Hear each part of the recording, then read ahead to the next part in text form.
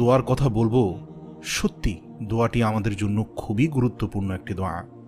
প্রিয় দর্শক, যারা খুব বেশি কষ্টে এবং বিপদের মধ্যে আছেন তারা এই দোয়াটি মাত্র একবার পড়ুন। ইনশাআল্লাহ আশা করি আপনার সমস্ত কষ্ট, বিপদ আপদ দূর হয়ে যাবে।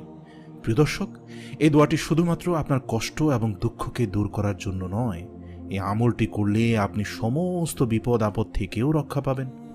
প্রিয় দর্শক, আপনারা জানেন সমস্ত সমস্যার সমাধান দিতে পারে আল কোরআন। এমন কোনো সমস্যা নেই যে সমস্যার সমাধান কোরআন দেয়নি। সুবহানাল্লাহ। আল্লাহ তাআলা সকল সমস্যার সমাধান পবিত্র কোরআনের মধ্যেই রেখেছেন। আমি আজকে যে দোয়াটির কথা বলবো সেটিও পবিত্র কোরআন থেকেই নেওয়া।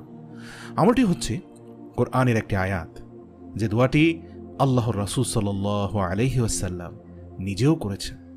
ভিডিওটি শুরু করার আগে একটি অনুরোধ করছি, ভিডিওটি অবশ্যই না টেনে শেষ পর্যন্ত দেখবেন।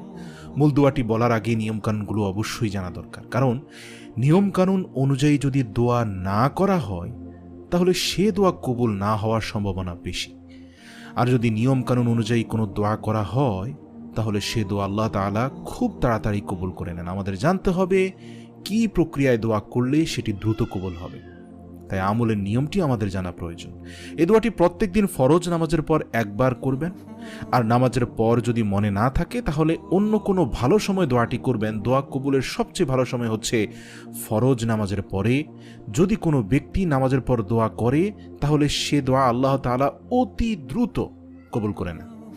সেক্ষেত্রে প্রতিদিন 5 ওয়াক্ত সালাতের পর এই দোয়াটি করবেন। দোয়াটি পড়ার আগে 3 বার অথবা 5 বার দুরুদ শরীফ পড়ে নেবেন। দুরুদ শরীফটি হতে পারে দুরুদ ইব্রাহিম অথবা সবচেয়ে ছোট দুরুদ সাল্লাল্লাহু আলাইহি ওয়াসাল্লাম, কেননা এতটুকু পড়া দ্বারাও দুরুদ আদায় হয়ে যায়। সুবহানাল্লাহ। দোয়া কবুলের অন্যতম সময়গুলোর মধ্যে একটি সময় হচ্ছে দুরুদ শরীফ পড়ার পর দোয়া করা।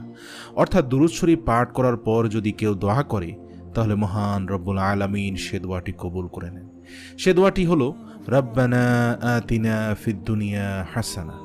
এর অর্থ হচ্ছে, হে আমার প্রভু, হে আমার প্রতিপালক, আপনি আমাকে দুনিয়ার সমস্ত কল্যাণ দান করুন। দোয়াটি খুব ছোট, আমরা অনেকেই জানি, কিন্তু এর অর্থ হয়তো আমাদের অনেকেরই মুখস্থ নেই। আপনি যদি একবার দিল থেকে অর্থটা অনুধাবন করে দোয়াটি করেন, 2 চোখের পানি ছেড়ে দিয়ে মনে মনে ভাববেন যে হে প্রভু, দুনিয়ার সমস্ত কল্যাণ আপনার কাছে চাইছি, আর মুখে আরবিতে বলবেন রব্বানা আতিনা ফিদ দুনিয়া হাসানা, হে আল্লাহ দুনিয়ার সকল হাসানা আমাকে দান করুন। এর ফলে আল্লাহ তাআলা আপনার সকল কষ্ট দুঃখ দূর করে দেবেন ইনশাআল্লাহ, এবং সুখ শান্তির ব্যবস্থা করে